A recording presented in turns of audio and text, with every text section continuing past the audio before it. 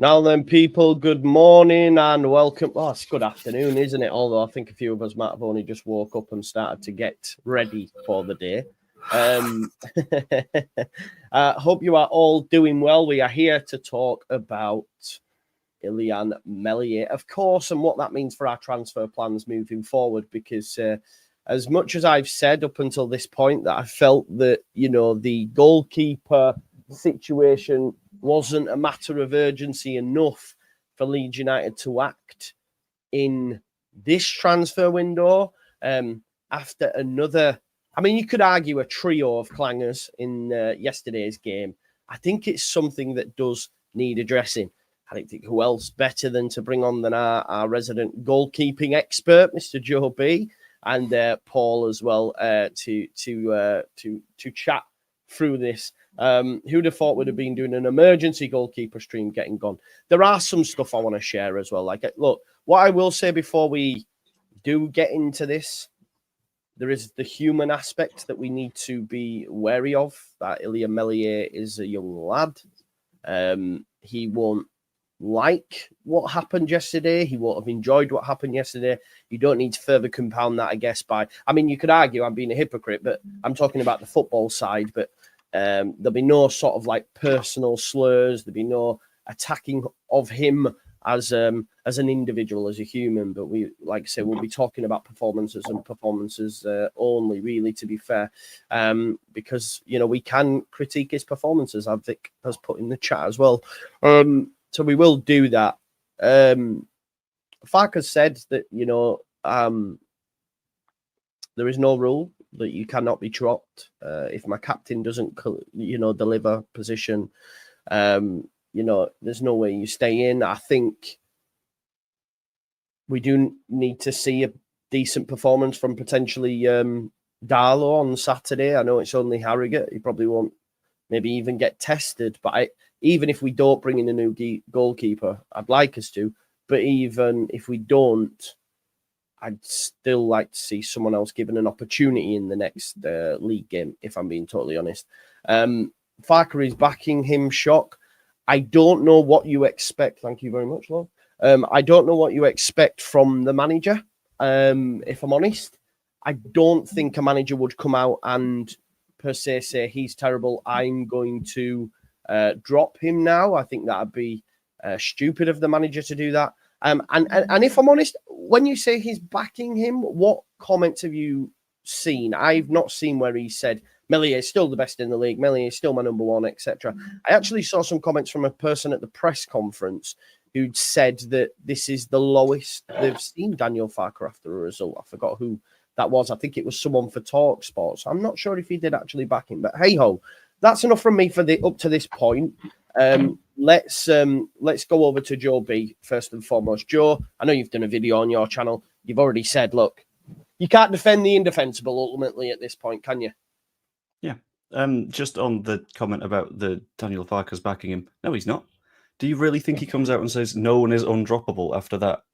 And you see that as a positive? Mind-blowing stuff. But yeah, there's the way that I put it on my stream yesterday is I know exactly what's been running through his head throughout that entire situation, because he's already low on confidence after the first goal, which, I'll be honest, I don't put on him as much as I do the defensive line in front of him, because there's no correct decision there. If you come out too hard, you're going to get yourself sent off and you're going to go through the man. If you stay defensive, you're giving the striker all of the net. So he's trying to make that calculation, and then time and time again, he's recalculated, and that's why you see the hesitation. But from that, he's thinking, right, okay, I need to actually do something in this match to sort of get my confidence back. And that's what I think's happened for the second goal. He doesn't want it to passively go over the bar. He's thinking, if I catch this and I throw it out, maybe we can have a nice counter-attack, and then I've done something good to outdo the bad that happened earlier. And that's where I think I'm in the spot of it can't be done anymore. I don't think so. Because being in the mindset of I need to do something to fix it doesn't work when your attempted fix makes it worse. And you can't have that spiral continue and continue and continue. And I think that Harrogate match has come at the perfect time, because it's a place where we were going to try a new goalkeeper there anyway, because we were going to rotate anyway. But at least this time it's a bit of an audition. Or whether it's Darlow or Ken, let's be honest, it'll be Darlow. Yeah. Scored most of the time.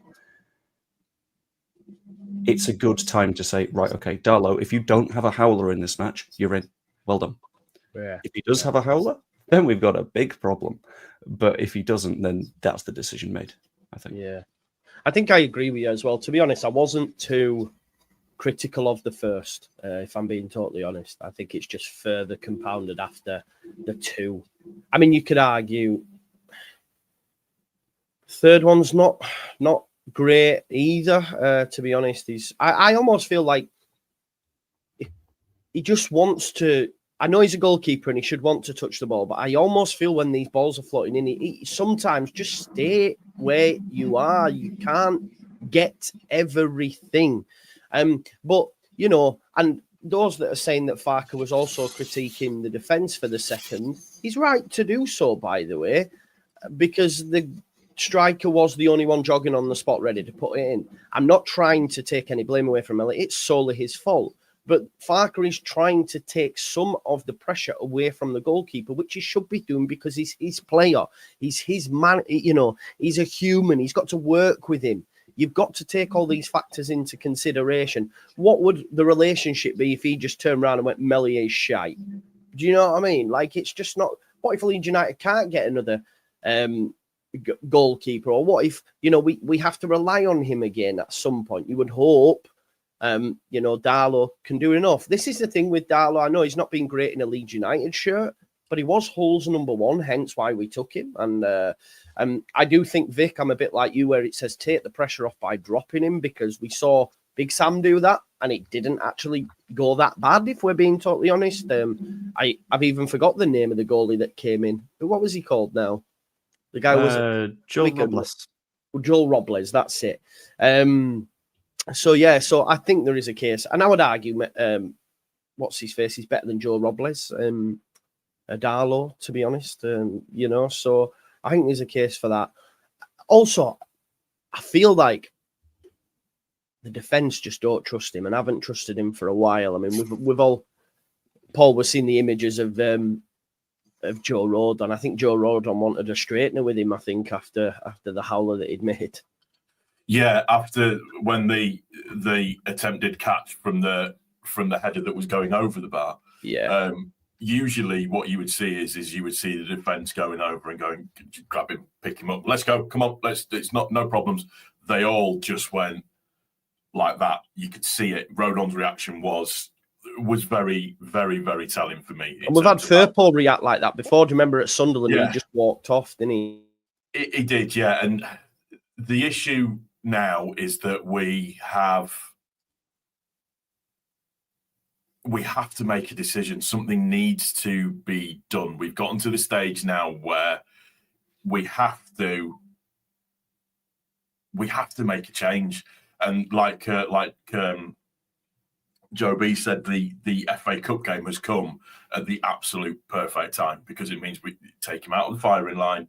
You can put Darlow in, and if Darlow plays all right, and yes, I know it's only Harrogate, but if he plays all right against Harrogate, then he has to stay in. He has to stay in. And the problem that you've got now is the confidence between the defence and the keeper is so low that then going to further impact the game as we move on. And I jumped into Joby's stream yesterday, and we were and I just mentioned about I try to be as pragmatic as possible, that you can criticise somebody, but in terms of when you take it to a particular level, it gets a bit daft. And I've got listen, he will be feeling like absolute shite this morning. There is no two ways about it. He is a human being. We have to remember that side of it, but his job is to protect the goal. That's what his job is. On the face of it this year, if you want to look at cold hard facts, and if you want to be really critical of the situation, it's minimum 6 points he's cost us, potentially 10 in the in and outs of it. So I'm sure you've seen a lot of the threads that are going, and when you actually watch them and you see some of the goalkeeper, You're like, yeah, if you were to go through with a fine minute detail, you could say you know what? There's probably more points that he's cost us than just the ones that are glaring, you know? Yeah, I mean, we had it not, but I mean, when you think about we'd be 5 points clear now. 5 points clear, just on those particular ones. We'd be 5 points clear, and I'm not talking specifically the Blackburn game, because yes, he did flap at it, but I'm speaking Sunderland, and I'm talking yesterday.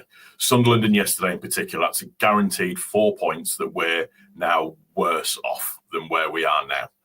And we would have been better off than where we are now. So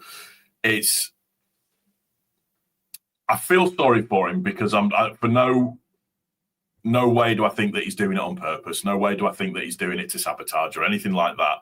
He is genuine. I think I agree with what Joe B said. I think it's a case of, if he makes a cock up, sometimes he feels like I have to do something to make it right. And I don't know, maybe he just needs some firmer supports in his wrists or something, but it's a shame, because somebody mentioned it in the comments. We should be talking about how wonderful Tanaka's goal was yesterday. Yeah. But instead... What a turnaround. We've gone away. Yeah. First half, shite. We've got back into the game. We win 3-1. And genuinely, if he doesn't make that error, we win that game. There's no question. You know? Oh, 100%. And that's the thing. That's what we should be talking about. What we should be talking about is how great has Farker been at half time, because he's clearly given him a bollocking, and look what they've come out and produced in the second half. So, but it's football. Yeah, football. Exactly. It's football. But we need a change. We do need a change. And you've got people go and buy Kelleher. Kelleher is not coming down to the Championship. Get that out of your head now. He isn't coming down to the Championship. That's not going to happen. 100%. I just wanted to pick up on Jimmy's comment earlier. He's put another one, and I'll get to that in a sec. But he says, "Do you actually think you know more than the game?" No, we don't. But this is a YouTube channel talking about our footballing opinions. That's the whole point of this. There's a discourse. You clearly feel that the goalkeeper... I don't know what your angle is, Jimmy. Do you agree? Are you saying that you clearly disagree with what we're saying? So is your angle that Meslier isn't at fault? Well, at that point, I'd go, well, do you actually know more than, a newborn baby at that point, if you can't see that the keeper's making errors? If you don't agree with our discourse, I question your overall intelligence, really, mate. And I say that because you called us a muppet. You don't even attend games, plastic mouthpieces. I'll have you know I have a season ticket, and these two also have attended games this season. So I think you're just chatting shit. But what I will do for that one a little bit further, by the way. Yeah, go on. I need to go in a minute because I've got work. Interestingly, you're a muppet. You don't even attend games, plastic mouthpieces. The reason I don't attend games is because I work on the weekend, and I work for a sports broadcaster where I watch a significant amount of football. I would assume significantly more football than you watch, Jimmy McMullen. Therefore, I'd think I know I don't know more than paid coaches, but I have a feeling I might know a little bit more than you do. Yeah, it's my job to know a little bit about football. And just if I can throw this one in as well, I've paid for probably 10 home games this season and gone. There was the conversation about the fact that I was turning up late, and by the time I'd gotten into the ground, we'd scored 2 goals. There was a big joke about that for a very, very long time. So, but just to finish off again, this whole notion that you can't talk on football if you don't attend games is absolutely mental. Because I don't know if you're aware, folks, a lot of football analysis and stuff is done in studios and that. They're not actually at the game. So listen, we can have, but what I'm going to do for the purpose of Jimmy, if he is still here, I'm going to block you now, bro, because, I'm going to block you now. And I guess as well, I think there's a case, Vic, you can probably analyze the game better actually watching at home, because you get the replays. The amount of text I get off these, or other people go, was that the right decision, Joe? I get it all the time from friends. Was that the right decision? Was it a red? Was it this? Because guess what? You don't have replays. So anyway, you were very insulting calling us Muppets and that, so that's why I've gone back for you there. But I would, Jimmy, I'm going to block you now from this day forth. Okay, mate, you're unsubscribed anyway, so that's cool. Works for me. I'm not bothered. Anyway, let's move on. From Jimmy. This is a big thing. Joe, sorry, do you need to dip, mate? I gotta go like 2 minutes ago. But I do agree that the underlying data isn't good. But it depends on the underlying data that you're looking at. Just so no one misinterprets me, because I know people love to do that on the internet. Yes, I believe he shouldn't be in the side for the FA Cup match. Based on the performance in that match, we'll work out what happens there. Yeah.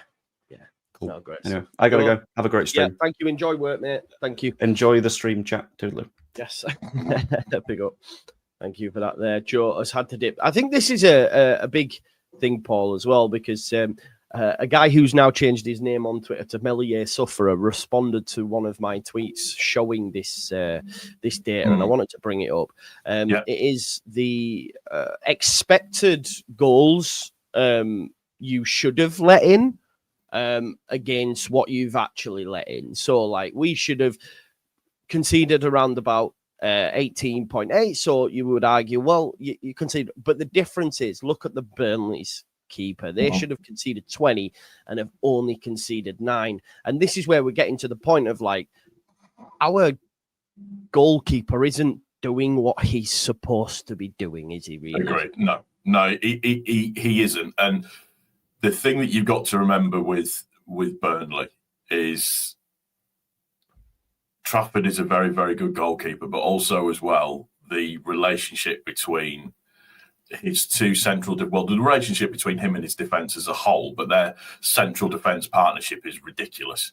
So you've got that confidence along with the keeper confidence, and it just breeds confidence for everybody. And unfortunately, with Melier at the moment, and we've touched on it, that confidence level just isn't as high as what it should be because of the mistakes that Melier makes and the decision making that he makes when it comes to the crunch, when he needs to make important saves or important decisions. And I like to say that, or I think it's important to note that had it not been for how good our defence actually is, I think we'd be far worse off.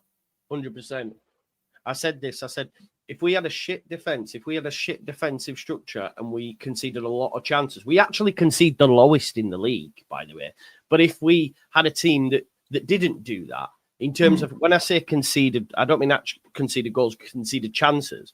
Imagine we were open as we were sometimes under Bielsa, like Melier this season, he'd have gone to shit. He'd have genuinely gone to shit and would have conceded a hell of a lot. I think this is another key thing we have to pick out on as well. And Johnny Cooper tweeted this out. And of course, this isn't just the goalkeeper, but he's highly culpable for this. That 58%, so over half of the goals Leeds have conceded this season, have come from set pieces.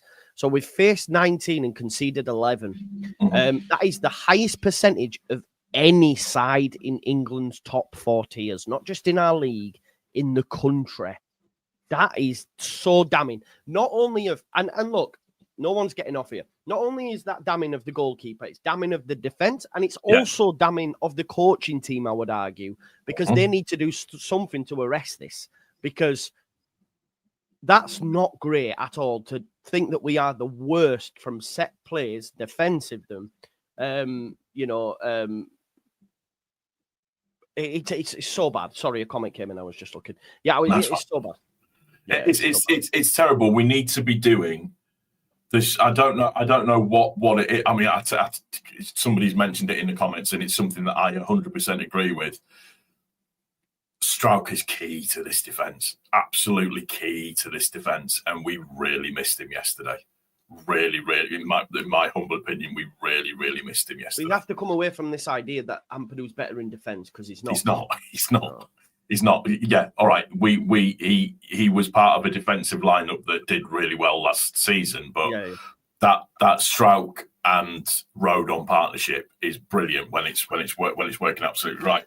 We need to chat on Wober at the same time as well. Mr. Cement in his boots. You nearly had an aneurysm yesterday watching him because he didn't chase somebody back. Yeah, there was a few times, yeah. Yeah, so it's tough because what you don't want to do is you don't want there to be a situation where it gets to the point where there's resentment creeping in, because we're all human beings, and what we don't need is that resentment from the defence to the keeper. I mean, you mentioned it about the set piece situation. What we're seeing is we're seeing Meslier get bullied a bit at corners. We're seeing him being lent on. We're seeing somebody getting in there and thinging him around and everything and stuff like that. Wish he won't be attracted to the ball, Paul.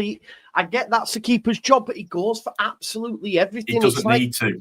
Just like this, get the ball. Just sometimes have a bit of like foresight and say, you know what, I'm just going to stay put and see how this develops. You know what I mean? The goal, the third goal that goes in, that's Rodon's all day long. All day long. And I don't know if Meslier gave him a shout or what, but that's Rodon's all day long. That's going to Rodon's head. Just let and sometimes I think the defenders have to maybe grow up and just go, do you know what? I'm just getting rid. We're in too much of a sticky situation. We need to get rid of that. We need to get rid of it. But it's a tough one. But he cannot. We're at that stage now where there's too much on the line now. How do you address it, Paul? Do we? Is it a simple case of playing Darlow, or do we enter the market? The thing is, in January for me, I know people say it's difficult, but I don't think the goalkeeper. And maybe I'm wrong, folks, and you can tell me different. I don't think the goalkeeping market is, because you have goalkeepers on Premier League books that are not playing. Jason Steele comes to mind, who was playing last season at Brighton. He's from the northeast, originally from Middlesbrough. I know this because I know someone who knows him, and I think he would welcome a move to go play first team football. I think that's a no-brainer. Someone's mentioned Rushworth. Rushworth is available. Rushworth's another. I know someone's mentioned Sam Johnston, but I think he'd been linked to a Premier League club. But Chelsea,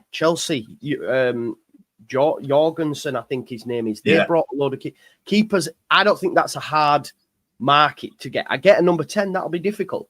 But I don't think getting a keeper is that difficult from a Premier League club, if I'm honest. I don't.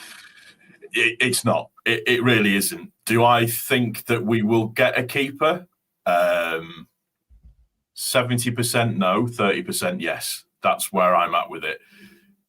If Darlow comes in and does okay, he'll stay in. He'll stay in. I think the priority for us, oddly, is the number 10 role. I think we need the number 10, but obviously the keeper's up there. But I don't think we'll go and get a keeper. I just don't. That's if we go and get a keeper, that's Farker then turning around and basically saying, "You are not it." Yeah, my number one keeper's shite. My second choice keeper's shite. Cairns was never going to play anyways, but he's saying basically all of those are crap, and we know that he's not the one to dig out players. He just doesn't do that. That's not the way that he operates. But it isn't difficult to go and get a keeper. It really isn't. You could go and do it tomorrow, probably. We'll pay 50% of his wages and let him come over to us. It'd be fine. I'm just looking just over the thing. So Jason Steele signed a new contract with Brighton that extended his stay till June 2026. There've been mentions of interest in the summer from clubs like Arsenal as a backup. He was also linked to Southampton, but they obviously went for Ramsdale. He's not played football. I think it's a no-brainer for me, because there's talk even that they might reconsider their stance based on various factors. they would prefer a permanent transfer. You could do a loan with a view to a perm if you got promoted. I think Jason Steele it makes sense to me. It makes sense, but it might be too easy. But so you still think they wouldn't get a keeper on, I guess, with in mind that it then, I know from a business stance, it would then look like Meslier is not good enough, and then how do we then offload Meslier kind of vibe? I think Meslier goes back to France in the summer, anyways. That's what I can see happening. I think the natural conclusional end for Meslier would have been the end of last season, but it's. I just don't see it happening, unfortunately. And yeah, but like Jamie said, he is costing us points, but I don't see it happening. And maybe I'm trying a bit of reverse psychology there, but I can't see it happening. I can't see us making that decision. So yeah, it's a tough one because, listen, we all know as fans, as commentators, as content creators, we all know what needs to happen. We all know that a change needs to be made. His confidence. At this stage, I think it's more pivotal than the fucking 10. I can't believe I've said this in a week, but I know. He's played a game where you could argue he's at fault for all three. You could argue. Yeah. You know? Oh, yeah. I put him at fault for the first one. I know some people are a bit about it, but for me, it was his indecision in coming and going backwards that he just couldn't do anything about the lob. He couldn't do anything about it. Yeah. And I would, if we win the game, I'm not asked about it, but because of the other two, I'm then like, oh, for fuck. Yeah. Do you know what I mean? Oh, yeah. No, 100%. But it's just that it's his inability to save a goal coming at him to his near post. Shots seem to go through him at times. It's just something needs to change. I think we need to get. Darlow will come in for the Harrogate game. I'm glad that it's the FA Cup game. And listen, I'll be 100% honest. I don't care what happens in that game. I do not care about the FA Cup. I care about going up this season. So I think it's Darlow. I think we'll switch to Darlow for the extended period. If they do get a keeper in, I will be absolutely amazed if we get a keeper in. It'll be the right decision, and maybe it's the time that the 49ers turn around and say, look, we've got a 53,000 seat stadium that we need to start work on. Let's go get this. We need a keeper. We need a new keeper. We need to take him out of the firing line and just let it be gone. Oh, yeah. I think I sort of tend to agree with some of the chat. I almost feel it would be... I almost feel it would be negligent. And the thing is with Jason Steele as well, he's really great with his feet. And that's something that we need. I think that's what's holding probably Farke's decision to play Darlow in games. Yeah, I genuinely think it is. So Darlow's a good keeper in terms of what he does. You're not your country's number one keeper for no reason. No, exactly. The issue with Darlow is he's perceived as not being as good with his feet as what Meslier is, for example. And that's a bit of the difference that's in there. But it's we're all kind of sat going. It's almost like we because we're all very reactionary as football fans. We almost want an announcement from the club now. Yeah, exactly. Jason Steele's coming in, everybody. Woo! Let's get him. But it's going to take a little while, and we've got a couple of weeks now to just let the shit settle a little bit. And I know, call me a happy clapper. That's absolutely fine. Call me whatever you want. I'm not bothered. We are still top of the league. Yes, it's only by a point, but we are still top of the league. We are. Let's remember that we are still top of the league for this moment in time. I think as well, like what frustrated me, I then seen tweets then questioning. Now, the manager is culpable for continuing to play Meslier, right? I'm not rewriting here. I'm not saying that he's not. But then when people want to then talk about a bigger picture and talking about like, oh, what are the opinions on the manager now? It's a bit like, come on. Now, he's massively at fault yesterday. I said it, and I've said it on my post-match. The decision to continue playing Meslier, although I was okay with it before the game, so I don't want to be a hypocrite. The poor decision-making in terms of substitutions didn't work for me. We had 10 minutes almost in between the second and third goal. I think Gulavogi needs to come on then, not after they've scored, because then he's not going to get you a goal. So that decision just didn't make sense. So loads of critique. But then for people to use a horror show of, Sprake and Rachupka levels of Meslier horror show to then flip it on the manager and say, we need to have a conversation about the manager now when we're top of the league, as Paul said, is just too much. And it just shows for me it's an agenda. I have positive agendas, negative agendas. When you're trying to use this as a discussion to chat about the manager's overall performance, I think it's a little bit too far. I know there are people out there that don't rate the manager, won't say it with their chest. It is what it is. Some will, and on social media, and that's fine. But I just think it's a little bit mad, personally. But yeah, it wasn't great yesterday. But a lot of us would have made changes at half time, Paul. And then we go 3-1 up, and we're all praising Farker. But the keeper's let him down massively. The keeper's also let the manager down, Yeah, you can't. Sometimes you can't legislate for stupidity or for things that might happen. I 100% agree with you. I think the decision making over the substitutions was almost self-sabotageal. Is that a word, sabotageal? Yeah, we'll take it. I came up with clinicality, so sabotageal is a good So yeah, it's a form of self-sabotage. There we go.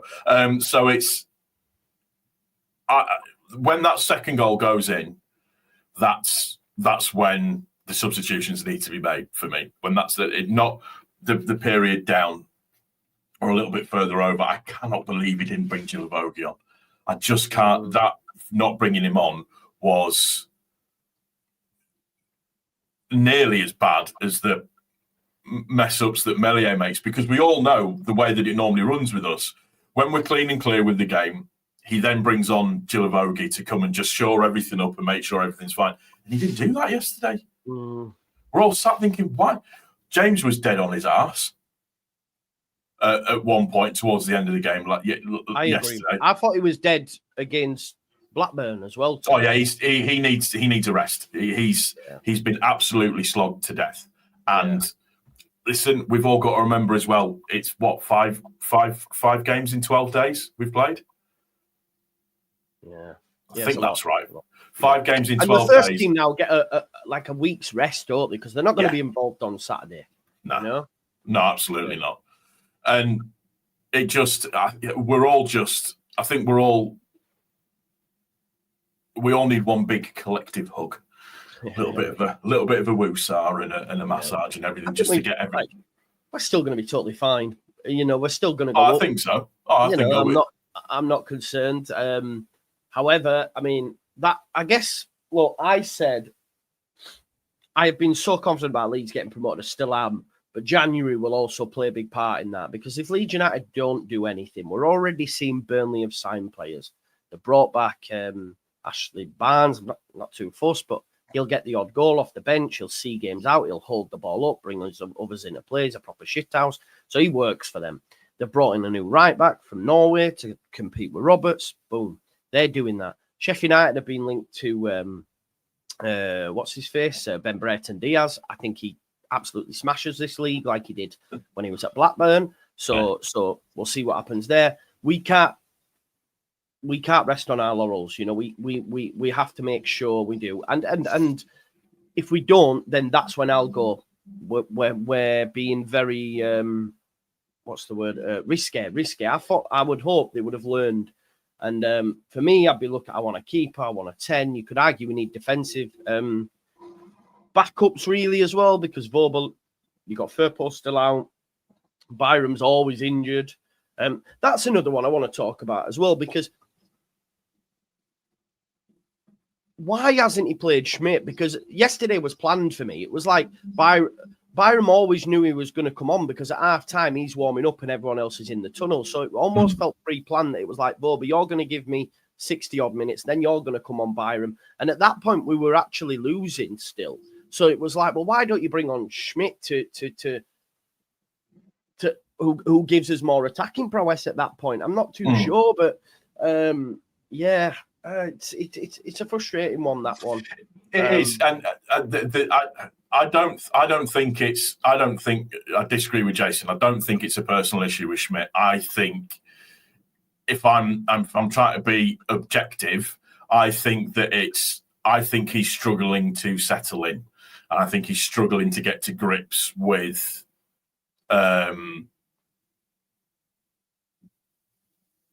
life in England a little bit, I think, and in terms of the way that the training and the football is. He's come from the Swiss league, which is a completely different league to this league. What we've seen, the odd couple of minutes that we've seen, he looks good. He looks okay. He looks to have a bit about him, which is really, really good. And this is the other thing. We criticise managers for not making decisions or not bringing players on that we think that should come on, but we don't see what goes on in training. We don't see not only the training aspect of it, but the human element of it, in terms of how does the player fit in with the rest of the team? How is the player in and around the training ground? How is the player within his personal life? All of that kind of stuff. We don't see any of that going on. And that's the best example I can give, or an example I can give, and I'm sorry to talk about Manchester United on the channel, but you look at the situation with Rashford.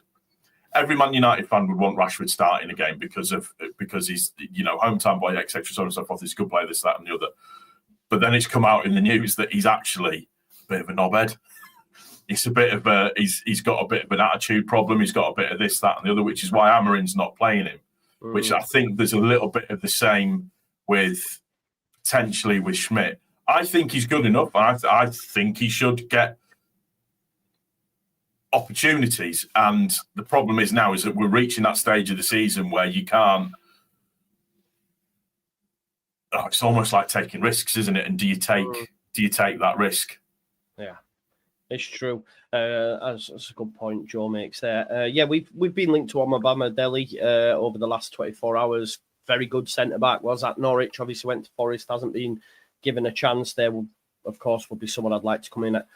I just think he will rock up at Sheffield United. I've said that for a bit, just because I feel that they're in need of a starter now that Souttar's out for the season, and he'll probably be given a starting berth alongside Ahmed Hodzic, and any centre-back that comes in at Leeds United is going to be competing with R2. And I don't see Omobama Delhi. I would love him, can't lie, but I just don't see that being a move, unfortunately, because he's not going to want to leave Forest to sit on our bench, is my point. Whereas I think Sheffield United, if they are serious about him, can offer him game time now that Souttar is out for the season. I did see a comment as well saying, I just want to bring it up about, I can't find it now, but it basically said, you can't tell me that Schmidt isn't better than Voba. What I don't want to do is rewrite history, because every time we've seen Voba, we've all been really positive about his performance, going as far as to say I wouldn't mind him staying in January and all that. Yes, he wasn't great for the goal, but I would argue where the effects Ampadu. There's a lot of errors in the lead up to that. He didn't run back. I hear it, and I was getting frustrated at him at the time, but we're all cool with him starting there. I don't want to now say, he's shit as well and Schmidt's better, because we were all happy with him up to this point with the cameos that we've seen. But yeah, there is an issue there with Schmidt. We'll have to wait and see what's going to happen. And I just wish he was pressed more on it. Like, what is actually going on with Schmidt, Daniel? Tell us. Was it your signing? Are you not happy with him? What is it that's meaning that you're not giving him any game time at all? And for those that saying Schmidt is far better, tell me which games you've seen of Schmidt to know that. You don't know that. You're just making a sweeping statement. And I don't like Voba. You know this, so come on. Just to point out as well, somebody in the comment, I think it was Richard, I think it said in the comments a little bit further down, just saying, why are you making stuff up about Schmidt?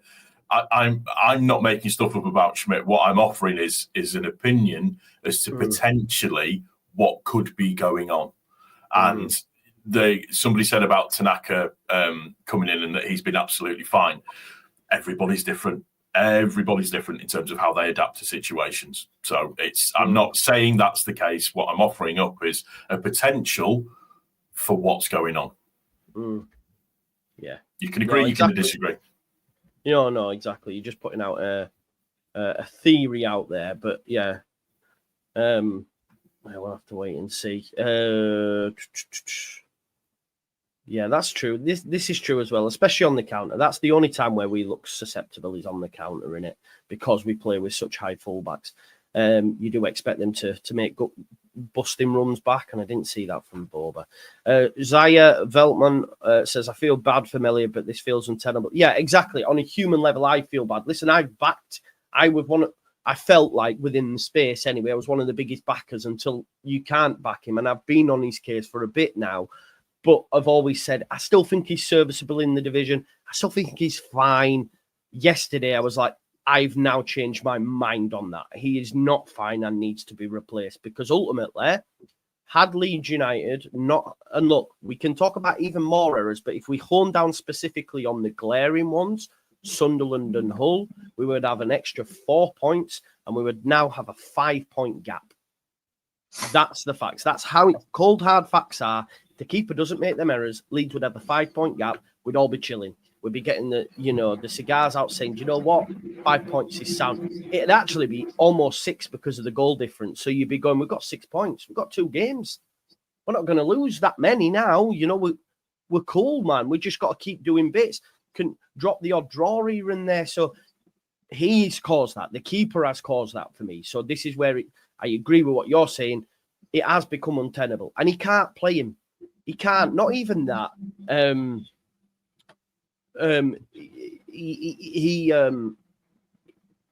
Sorry, I've just seen a comment. I'm going to come to it, Michael. My train of thought's gone now. Yeah, that's it. Even the Leeds fans in the ground... I've been there when we've ironically cheered players for, when he catches the ball. Yeah, and that'll happen. It'll happen. I've been there when Bamford's got a strike or whatever, and we've ironically cheered, and that'll happen. And I don't want that. And I think someone mentioned, and I know he's not the great football, but I mean, maybe I'm doing him a disservice. But on that Tippy Tappy podcast, Allardyce said one of the first things he did was to drop the keeper. Yeah. Like, that's what I had to do. Now, I know it's totally different. We're at top of the league and all that sort of stuff, but at this point, the keeper needs dropping. And you need to make that decision, Daniel, for me. And Michael says, Joe called me out on Melia. He even took time to do a YouTube short about him. He's come around to the light now. Yeah. Eventually, Michael. I remember, though, because you had a different account then.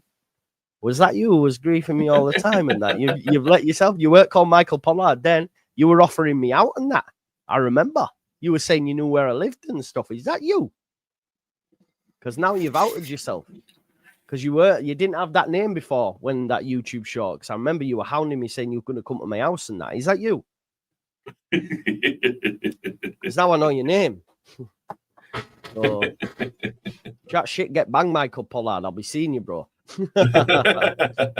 Lord Shiogara says, do we want a goalkeeper who's good with his feet or his hands? I guess Schmidt ran Daniel Farker's cat over. If he ain't ready now, he never will be. Schmidt, yeah, that's fair enough. Listen, I want a goalkeeper who can do both, Lord. Yeah. We're in the era. We're in the era of goalkeepers that need to do both. Ultimately, that's where we're at, aren't we, Paul? We're in an era where goalkeepers have to do both. Yeah, the goalkeepers now are seen as almost your sweeper now, aren't they? That's what they're supposed to be good at. They're supposed to be good with the feet and being able to pass it, and being very, very good with in terms of how they do things. And unfortunately, ours isn't up to that standard right now, and hasn't been for a little while. Yeah, there's exactly. not like you can't.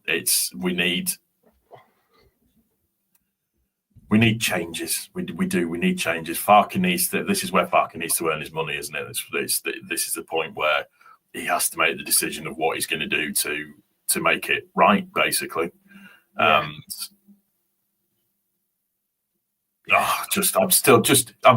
It's really hard because it took me forever to get to sleep last night just to bring myself down off the ceiling and to get everything sorted out. I mean, I sent you that the one with the comment that somebody made about me, but it's just funny the way that our fans are. Everybody, look, everybody's entitled to criticize. Everybody's entitled to say what they want to say and have their opinions about certain bits and pieces. But some people do take it way too far for me. We know he's made a mistake. We know he's made mistakes throughout the season. We know that yesterday he has cost us the points yesterday, the additional points. We know that. There's no need to attack him personally. No, exactly. He's had a horror show. He'll know that. He'll listen. There's a lot of discourse, not just from YouTubers. You've seen it from other fans. You've seen it within the fan base. You're also seeing it in the press, the YEP. There's a massive discourse. There's no way that Meslier won't be aware of all this and will be, a little bit disappointed. But Graham Smith gave him a 3 out of 10 yesterday, didn't he, in his ratings? That's not great. I watched the square ball we're talking about yesterday. And usually the square ball are very kind of sort of middle of the road in what the way that they say stuff, but they were very, very. It's come to an end now. Yeah, I've not had a chance to listen to it yet. It's my next thing actually to do. Yeah, it's good because it's very much their opinion is it's come to an end. I won't spoil it for you, but just that's no. This is funny, mate. I actually got to the point when I don't know if you saw when the goal went in. I went, I hate him. I actually hate him. I came off my streams and obviously my group chats. I've got a couple with Danny and Sean, lads, and then also with Andrea and that. And I just put in each one in my brother's chat. I just put, I hate him. That's what I put in every single one, like, because I was just so angry yesterday. Just to show you, someone's just sent this as well, and it's like what is going through his head at this point when he does this, like. Oh man! Because he doesn't even need to touch it. That's he doesn't. Paul, I said that he doesn't even need to go near it.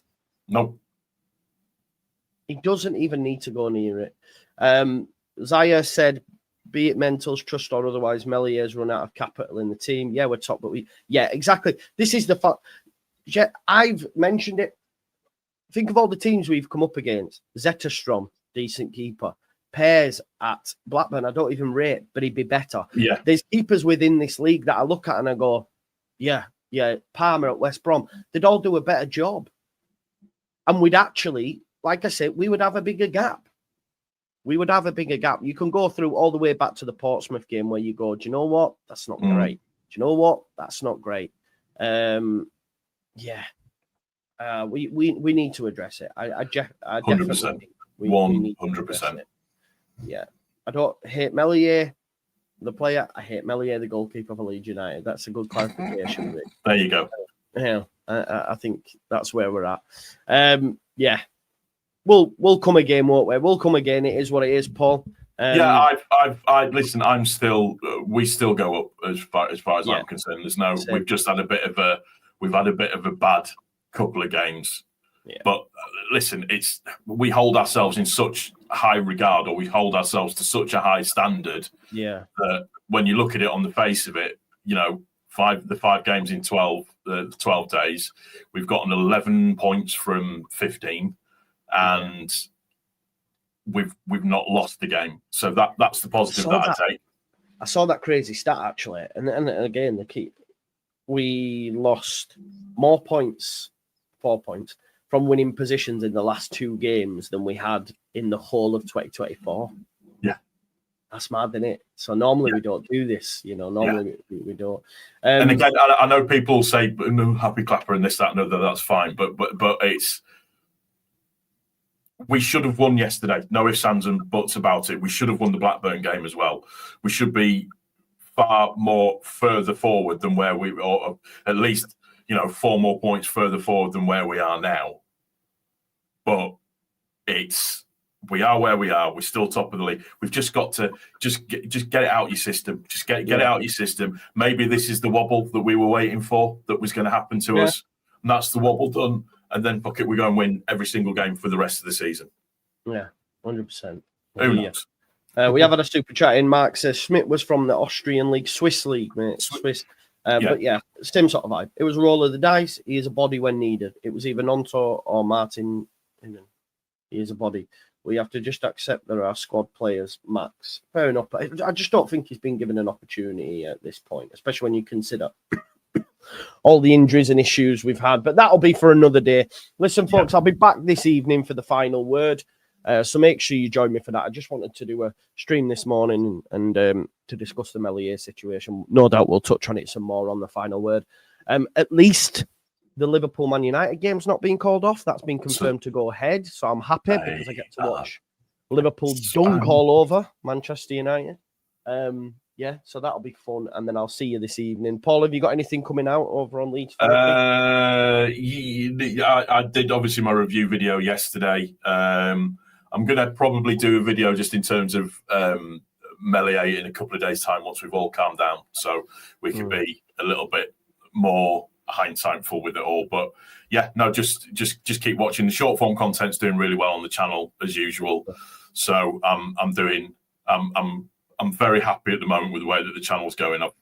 December was the best month for my channel by a country mile in terms of what I do. So just thank you to everybody that supports and watches. Thank you. Good stuff. Make sure you check them out. You're very lucky in the league space to have so many content creators, so go check them all out.